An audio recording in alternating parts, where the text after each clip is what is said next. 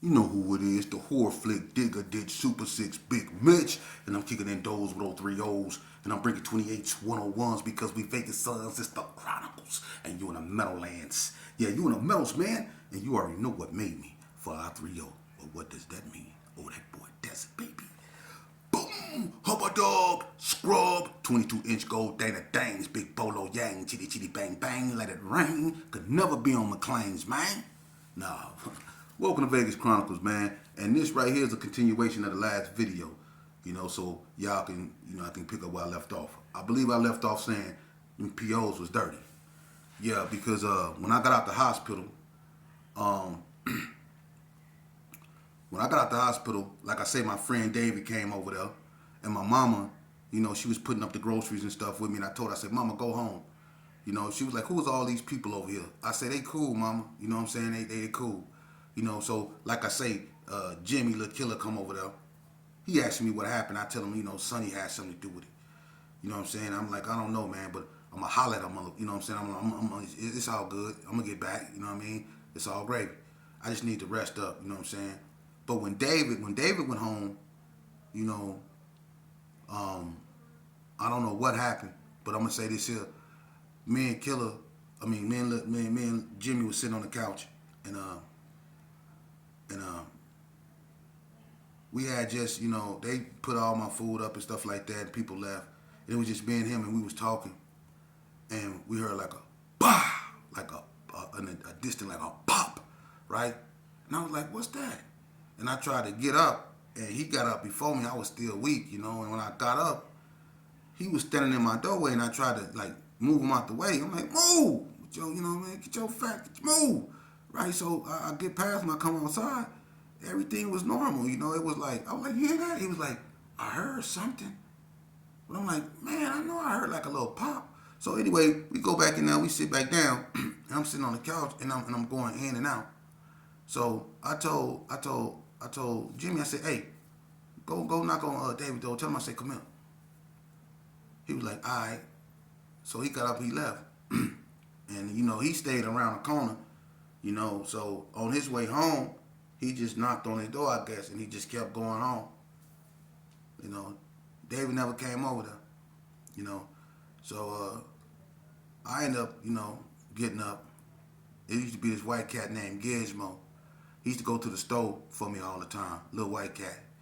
And he he come over there. I say, hey, Gizmo, go knock on David's door, tell him to come in. He go over there. He come back. He said, ain't nobody answer. I said, that's crazy. So I stayed on the couch for a minute. I closed my door up. I was feeling like weak. Every time I stood up, I was getting lightheaded, so I sat back down. And so I was sitting on the couch and I just laid back. And I fell asleep, actually. And I woke up and the sun was going down. And I was like, man, get up. I come outside. I'm like, man, David ain't come over here yet. So I go over there, but I got to hold on to the rails. It's like, I was so weak, man. It took me about 10 minutes to get to his door, and he only stayed like four, 5 doors down from me. So it took me about 10 minutes to get over there, man. I was holding on to that rail, man. I was so weak. And so when I get over there, I'm holding on to the rail, and I'll go to his door, and I'll knock, and I'll go back to the rail, and I'll be leaning on the rail. He didn't answer the door. So I go back and I knock, but something telling me something not right. Something not right. So, make a long story short, I called the office. I was cool with the security. His name was Tom. He used to be a CO at Gene, Nevada prison. He knew me when we was at Gene. His name was Tom. Real cool dude, man. And I called him, and I say, Tom, I need you to come up here and check on my partner, man. You know what I'm saying? Because, David was, David was like shunned by his mother, and his grandmama raised him, and David always felt like he was a burden on his grandma, and, he kind of like connected to me, you know what I mean? I was like a big brother to him, and he didn't feel like he had nobody, man. He was a good kid, man. He was a real good kid, man. And, he didn't never bother nobody. He just wanted to be a rapper, man. He just liked to listen to beats and try to rap, man. That's all he did, man. But to make a long story short, man, Tom, he said, well, did he leave? I'm like, nah, man, he was over my house earlier, and he said he'll be back. You know, he went home, but he never came back. He said, well, maybe he went to the store. I say, no, cause I would have known. You know what I mean? Cause he had to cross this way. He was like, well, I'll be over there in a minute. So he came over there. I was standing over there for about 15 minutes. He came up over there. He said, so you say you think he up in here? I say, well, he ain't go by my house. I don't know where he at. So he knock on the door.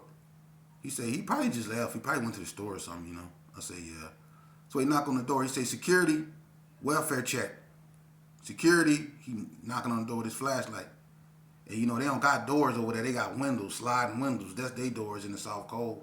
So he knocking on the glass with his flashlight.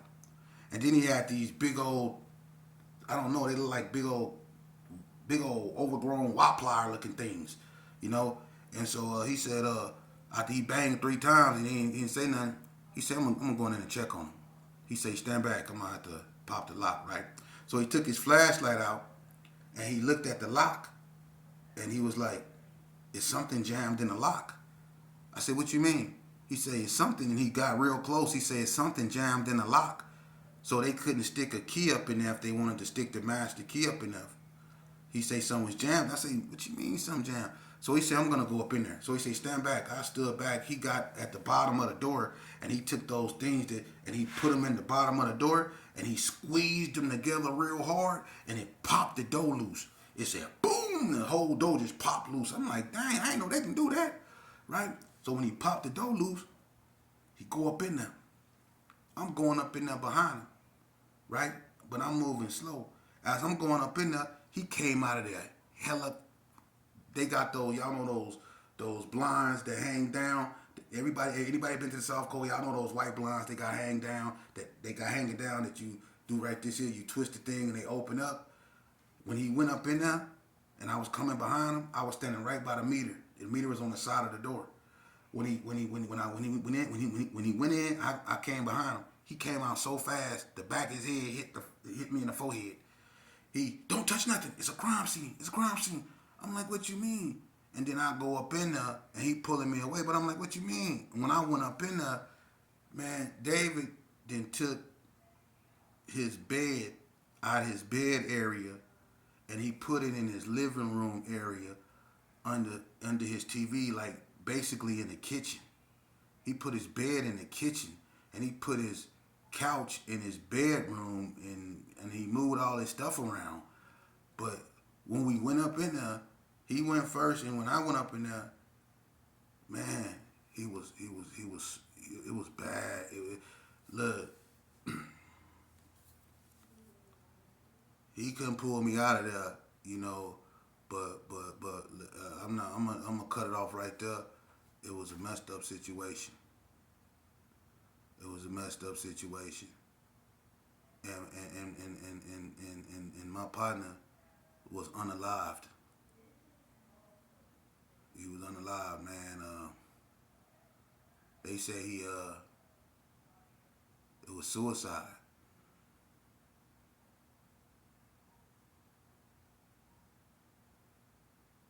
You know,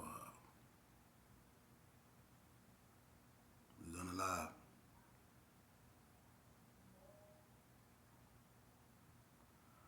He took his own, man. You know, that was my best friend, man. But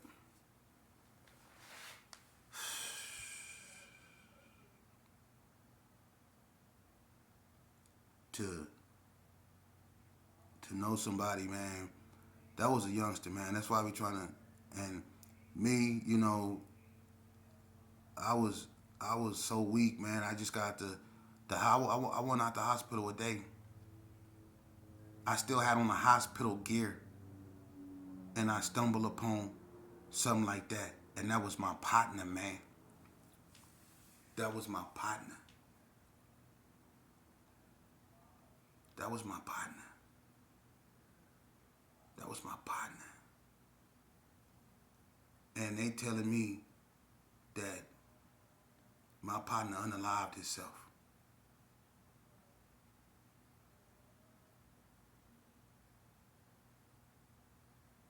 said my partner unalived himself.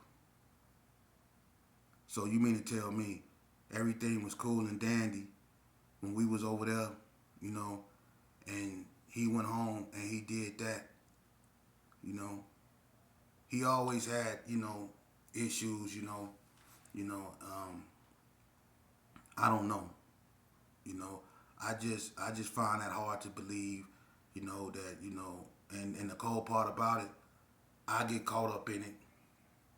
You know, they asking me questions, you know, my PO's all over my helmet, you know. Well, Terrell, I just don't want no retaliation and all that old stuff. What you mean? Retaliate against what? They say he unalived himself. What you talking about? You see what I'm saying? And they just swept it under the rug because he was a young Hispanic. They ain't care. You know, but that was my partner, man, and he was just in my house, and then that happened, man. But I told you this story to tell you, do you see how you can be running from something and get caught up in a whole nother ball game? I'm out here tripping with my, you know, homeboys or whatever, and at the same time, I'm losing focus of everything else around me and allow something like that to do that to me because I'm gonna be honest with you. If I wasn't a big dude like I was, because whatever she put in my drink, it probably wasn't enough of it. Because it didn't knock me out. But this the cold part about it. Don't you know when I went to go see my PO, they urinated me and everything that they, whatever they put in that drink, that stuff that it was, you know, it's called that date grape drug. You know what I'm talking about? That date grape drug? Yeah, it was that. They put that up in there, tried to knock me out. That was in my system. And they charged me with that. And they violated me with that. For something I got poisoned with. That's how cold the game is. And they sent me back for that. Something I got poisoned with. Then you patty.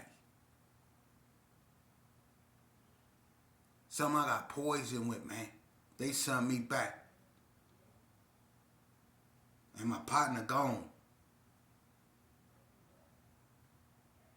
My advice to anybody, don't move down there to the South Cove, man. That's the belly of the beast, man. You know, I call myself being ducked off and whipped. But I can't blame nobody but myself because when I got out the penitentiary, instead of appreciating being free, I thought somebody owed me something. Didn't nobody owe me nothing. Don't nobody owe me nothing. I chose to be a gangbanger. I chose to do the things I done. So I chose to put myself in a position to deal with the consequences of what I've done. Don't nobody owe you nothing. I owed it to myself to grow up, try to get a job, try to put together the broken pieces of my life. I owed it to myself, but instead I wanted to come out here and try to rehash the old days, the old ways. Like I'm finna come out here, I'm the big homie, on parole, on swole. What you got on my 40, homie? I'm thinking it's gonna be like that, not knowing that if I wouldn't have probably went through what I went through down there, I probably wouldn't be sitting here. Because what I was going through, that was going to end tragically for everybody involved. It was going to end tragically. So sometimes God will put you through certain things, you know. And in the end, if he got his hands on you, he'll put you through things to regain your focus and to get your attention. And what he did is he set me free And instead of doing what I made a deal with him to do, which is to push this positivity and teach about the destructive way of living when it comes to gang violence and gang banging, instead of coming out here doing that, I came out here and tried to be slick and jump back in them streets. So he put me through something that could have took me out of here to get my attention. Then he put me back in the belly of his beast, like Jonah, until I was ready to complete his mission. And the belly of his beast was that penitentiary where I was. That same beast he released me from first. He put me back in there until I decide to complete his mission. That's why I'm sitting here in front of this camera telling you this here. I made another part to tell you this here. Don't nobody owe me nothing. And everything that I've done and said to my friends, you know, I can't take that back. The only thing I can do is the right thing, which is what I'm doing. And shout out to Boonch, Pancho. He called me and he told me he loved me, man. My big brother called me. He told me he loved me and he told me he ducked off and he doing the right thing. And that made me smile because he come from where I come from, and it ain't that many of us left. And we don't got to talk. We don't got to talk about nothing because me and him both know. We know how I go, and we both know where we come from. We both know what it is. You know, and that's the thing about us. We know where we come from. But I feel the same way he feel. This stuff watered down, man. And it's best to be by yourself, to be around a bunch of dudes that don't mean you no good. It's best you be alone. Get you a good girl, man, and lay it on down, man. If you got children, enjoy them because they deserve you, not these streets. These streets they don't love no one, and I ain't never met a man that outlived them. So I don't care how hard you think you are, bruh. It's been some that thought they were harder than you, and they come and they go. For real. Invest in God, man. For real. I invested in the devil my whole life till I couldn't invest in him no more. I gave the devil everything I stood for, and that's how I ended up in prison with 2 life sentences, because I gave Lucifer everything he asked me for. I gave him everything he asked me for. And God only asked me for one thing. And I never gave it to him until I found myself in the hole with 5 years. But God asked me for one thing. You know what God asked me for? He asked me for my attention. He asked me for my attention. And I gave it to him. I listened. And what he said makes sense. I didn't like it at first because I was never taught that, and it was something foreign to me. Self-love, self-acceptance, believing in oneself, loving oneself. You know, helping one another, not hurting one another, not hindering one another. You know, owning up to my mistakes, accepting them, forgiving myself, and moving on. That's what made me the man I am today. What validated me was the fact that I learned to accept my imperfection. That's what validated me. I learned to accept my imperfection, and I live every day to correct them. That's what made me a man. That's what life is about. What I've done in the past have to be a part of the past. And if people want to bring up my past, sorry, I don't live there no more. I don't. What I've been through in life and what I continue to go through, just because I remove myself physically from the game, when you've been in the game physically and mentally for as long as I have, the mental part of it is more of a struggle than the physical part. You can physically remove yourself from anything, but you can still be mentally entrapped in it. And that's why a lot of people go back to prison. And that's why a lot of people still be in pictures with gray hair doing this or this or this. You know, that's why they still do that, because mentally they still in that. You have to free yourself mentally. And the only way you can do that is by learning to accept and come into terms with whatever has hindered you or make you bitter. And it's the past, people we are mad at, people that things that's unsettled. That's the things that makes us, you know. So we have to come to terms with that. And to the youth, it's, Mackie Shine's son came to me. Shout out to him. I think his name KJ Hamler or something like that. He got at me, man. And, when you have youngsters getting at you, I feel I'm obligated as an elder to, you know, Pee Wee and Sunshine were like big brothers to me. So, with them passing on, I feel obligated to step up and be a big brother to their children. Because if their children in the street, it's my job to get them out of the street. And if their children are not in the streets, it's my job to keep them out of the street. You see, that's a no-brainer. Because my family is their family, and I feel that any youngster who have lost their father, or who father is not involved in their life, I feel we as elders, especially me growing up without my father, but my father being such a powerful person, but I didn't grow up with him in my life.